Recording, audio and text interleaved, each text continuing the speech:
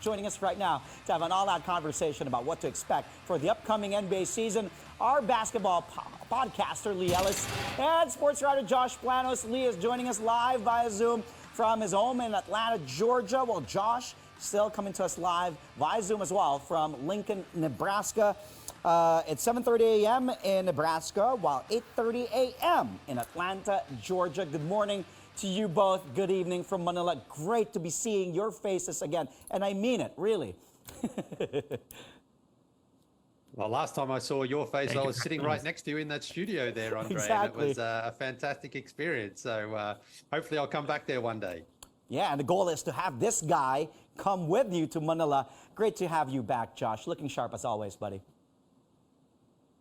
Thanks so much for having me, Andre. Let's talk some ball. Well, here we go. NBA season, just a couple of days away. That's the reason why we're having both of you. The recent offseason was one of the busiest off seasons of all time. A lot of blockbuster deals left and right. Let's focus first on the West. Okay, there are a lot of things to talk about, but I'll start with, okay, Lee, which transaction surprised you the most? Well, I guess the fact that Bradley Beal is going to the Phoenix Suns because it really didn't cost them anything to get him. I think that's, it's not as necessarily a surprise that they got him. It's just they didn't have to give up anything of note. Of course, they traded out Chris Paul, but who's moved on to the Golden State Warriors. But that really was more that they were done with Chris Paul anyway. So it wasn't like that really cost them anything. And Bradley Beal, I mean, his career was just wasting away in Washington. They weren't making the playoffs. He's a very good scorer. He'd been an all-star a couple of times. But now he's actually joining a team with legitimate championship aspirations. I mean, with Kevin Durant obviously there and Devin Booker, they've also made the recent trade where DeAndre Ayton has been moved out and Jusuf Nurkic has come in. So they've made some big moves there, Phoenix, because ultimately they're in that win now mode. They made the finals a couple of years ago, of course, against the Milwaukee Bucks, led 2-0 in that series before losing in 6. And since then, they haven't been really close to getting back there. They lost, of course, last season to the Denver Nuggets in the second round there in 5 games. So they really went out, got another big name player. Now, Beal's a very good offensive player. He's a fantastic shooter and scorer. We know that.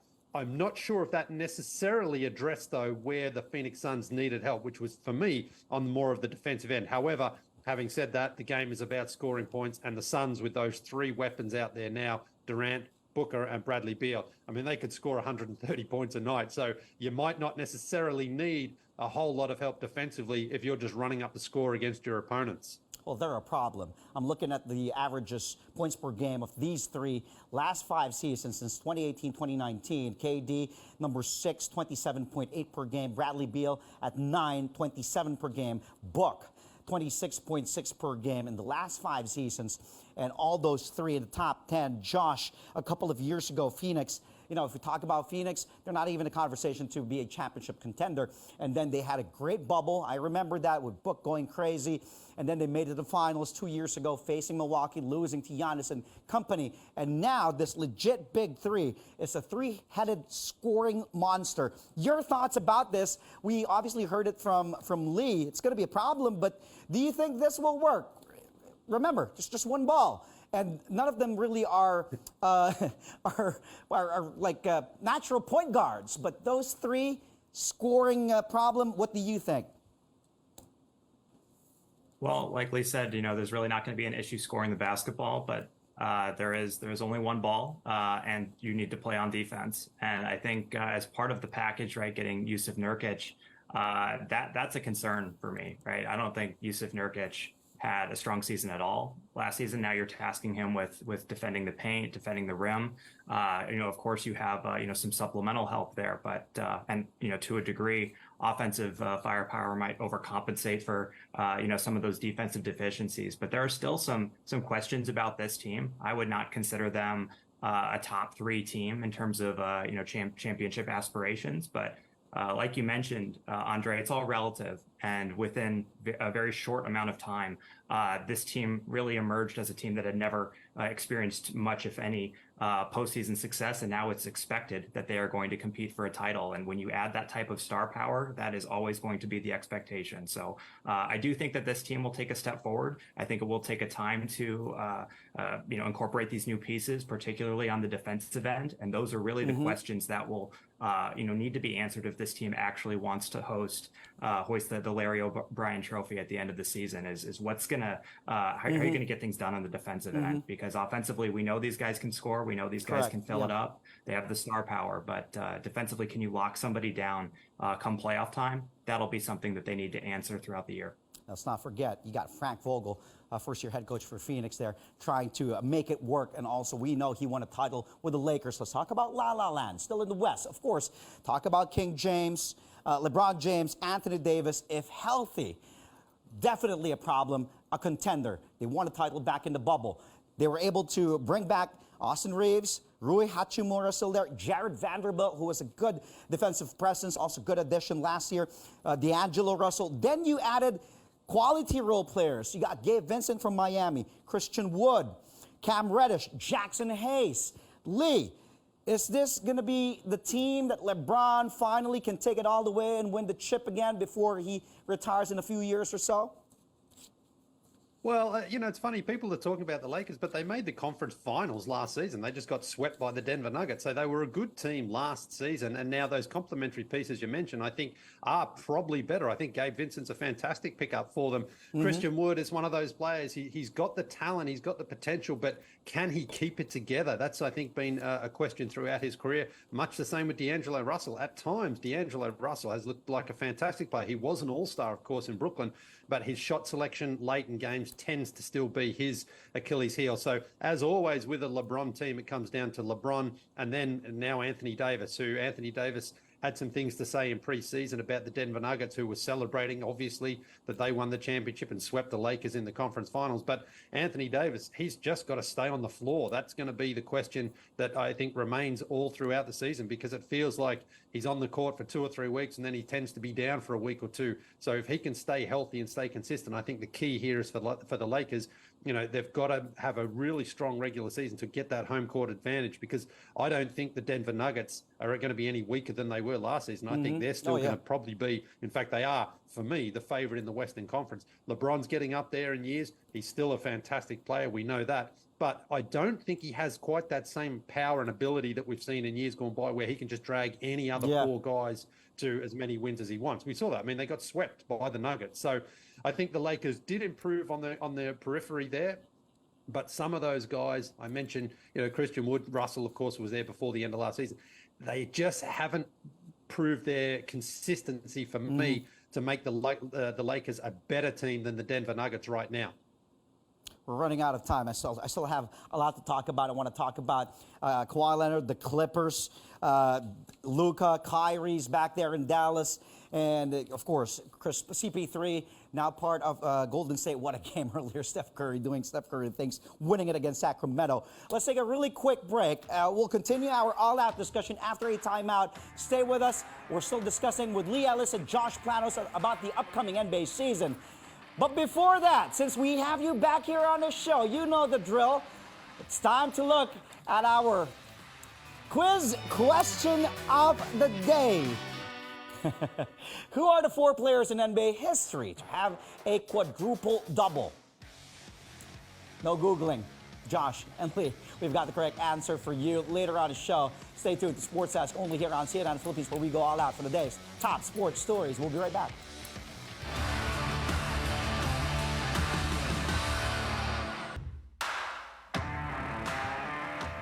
Welcome back to Sports Ask only here on CNN Philippines, and still with us today, basketball podcaster Lee Ellis and sports writer Josh Planos.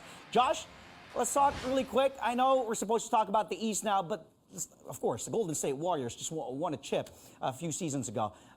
They acquired the services of Chris Paul. They did let go of Jordan Poole, but CP3, of course, one of the smartest point guards, one of the best point guards, cerebral point guards that we've seen in the NBA. How do you think he will impact this team? Will he come off the bench? I think he will with the second unit with Kuminga, Moody, and those guys. And do you see this Golden State team, of course, with the last run, trying to milk with Steph, Clay, Draymond, How far will this Warriors team make it? Assuming everyone stays healthy, I think this could be a championship contending team. Roster-wise, I still have some questions as far as the front court is concerned. Yep. You're putting a lot of pressure, right, on your interior to stay healthy, and certainly there's no expectation, right, that Chris Paul is going to stay healthy for the entire season. The guy is 38 years old, right? So I do think the second unit is probably a better fit for him as he learns this new system, and he can take the young guys under his wing, right? He can get Kuminga involved. He can be the point guard of the second unit. That's still a very desirable role, a very much needed role, as we saw with Jordan Poole trying to essentially run the show when Steph was off the court. It didn't always look as fluid as Steve Kerr would have liked. So I think that's a real opportunity for Chris Paul to again enjoy the twilight of his career and potentially win a championship. But that's quite the ego check for someone who is a first ballot Hall of Famer, someone who has never come off the bench. That's a lot to ask of someone. So it'll be quite, the coaching exercise for Steve Kerr if he can get all of these egos under one roof and, get them involved and active for one another. But Chris Paul coming off the bench would be a really good place to start if this team wants to win a championship, which, every team does this time of year.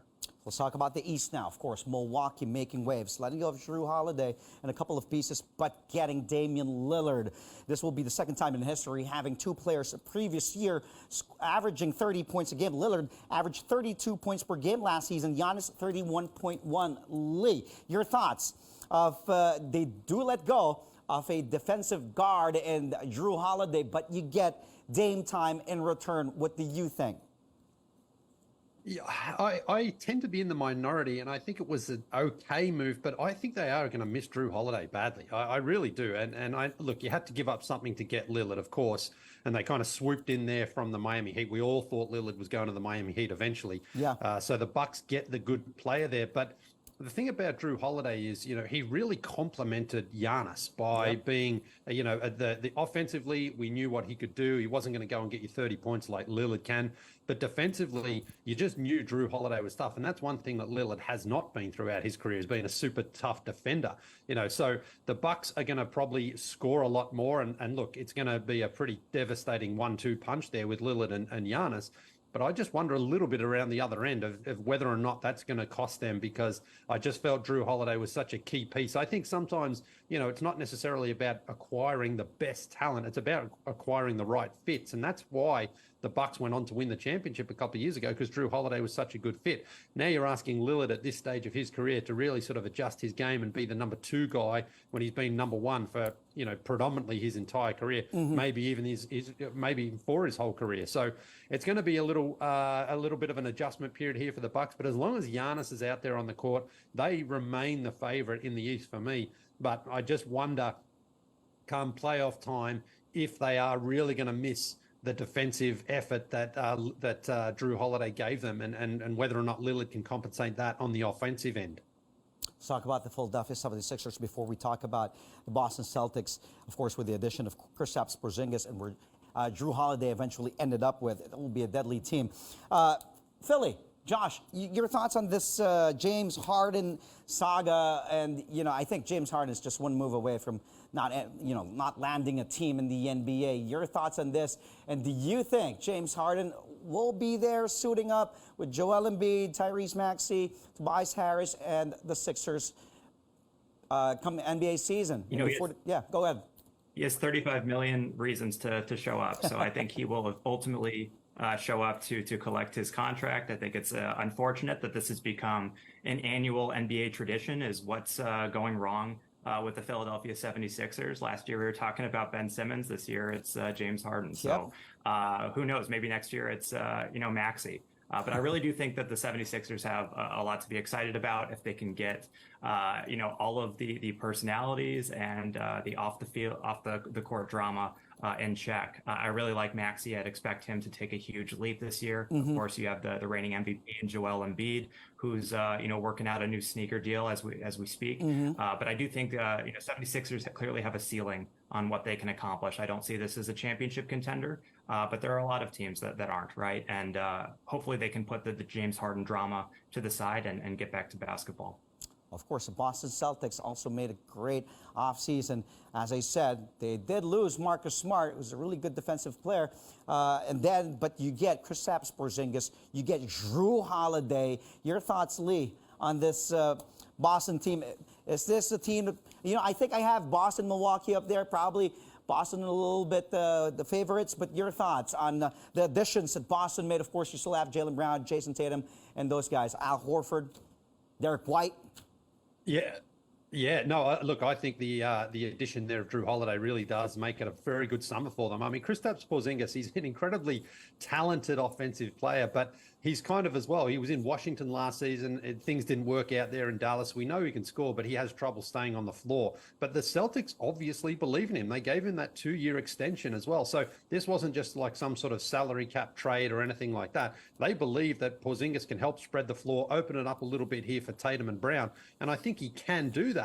It's just whether or not he is going to be consistent himself, because we saw him in New York where it looked like he was the next big thing. And since then, his career has kind of fallen away. But if the Boston Celtics really believe in him enough to invest in him that long term, or not long term, but, like a guaranteed couple of extra years on his contract, then they obviously feel that that's what they've been missing these last couple of seasons. Now, Marcus Smart, I'm still sort of surprised they traded him away, because he was more than just a defensive player on that team. He was the heart and soul. He was the locker room guy. And they just basically dumped him to the Memphis Grizzlies. So, but in the end, again, they would have been very, very happy to scoop up Drew Holiday, knowing that he wasn't on the table earlier in the season, because, again, he does replace the defensive grit that Marcus Smart brings to that team. And now, as well, I think Drew Holiday is going to be super motivated to try to, stick it to the Milwaukee Bucks too if they get a chance in the playoffs. Imagine having Boston and Milwaukee in a best of 7 in the Eastern Conference Finals. Man, get your popcorn. Okay, I know it's still too early, but I have to put the pressure on both of you. Who do you think will win next year's MVP award? And it's still got a million more questions for both Josh and Lee. Plus, they still have to answer a quiz question of the day. All that and more when we return. You're watching Sports Desk only here on CNN Philippines. We'll be right back. Stay tuned.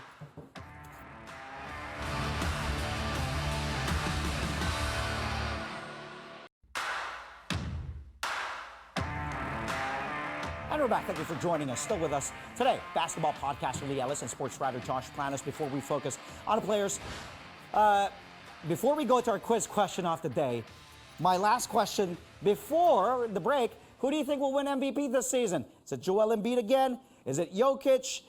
Is it maybe Steph or Resurrection? You have Giannis. Who do you think, Josh? I'm going with Jason Tatum. Wow. I think it's going to be the best player and the best team. I think Boston is going to have the best record at the end of the day, and I think that there's going to be a natural hesitancy to award someone who has previously won the honor. So I think this could be the year. It would require a stiff leap, but I do think Tatum is qualified for it. Solid pick, and JT. I like it. How about you, Lee? I think they're going to go back to Jokic. He got robbed last season, I think. And the fact that he went on to win the championship, I think, is now the voters are going to be like, yeah, you know what? We should have given it to him last season. He was the best player. Let's make up for it this season. The voting sometimes does get a little bit funky there. I look, no disrespect to Joel Embiid. He was fantastic last season. I don't think he was the MVP. I think it was more that Jokic had won a couple but hadn't won a championship at that point. The fact that he has now, I think it clearly shows Jokic is the best player in the NBA, and I think he's going to win his 3rd in 4 seasons. Well, before I let you both go, let's find out the answer to our quiz question of the day. You know the drill. Who are the 4 players in NBA history to have a quadruple double? Josh. I remember Olajuwon and Robinson doing it. That's so I guess I got half. That's 2. How about you, Lee? Save Josh. Name the other 2. Yeah, I think Alvin Robertson got one too, didn't he, in 1987? Correct. San Antonio Spurs. Correct. And the 4th one was recent. I think I'm off. I'll stop you there. No, it was Draymond Green. I'll stop you there. It was Draymond Green, wasn't it? Let's find out the answers. I'm not sure. Let's find out. I don't know too, but let's take a look. The correct answers are: is it Draymond? Okay, so according to this, it's Nate Thurmond, Alvin Robertson, the Dream, Hakeem Olajuwon, and the Admiral, David Robinson. 3 out of 4, fellas. Good job. Thank you again. We'll be speaking to you. Yes, we'll be speaking to you both as the season starts. Thank you once again for your time. That was basketball podcaster Lee Ellis joining us from Atlanta, Georgia, and sports writer Josh Planos joining us from Lincoln, Nebraska. We've reached today's finish line. Join us again live at 8:30 p.m. tomorrow for today's top sports stories. I'm Andre Felix. Thank you for tuning in to Sports Desk only here on CNN Philippines. Stay tuned. The final word with Rico Hizon coming up next.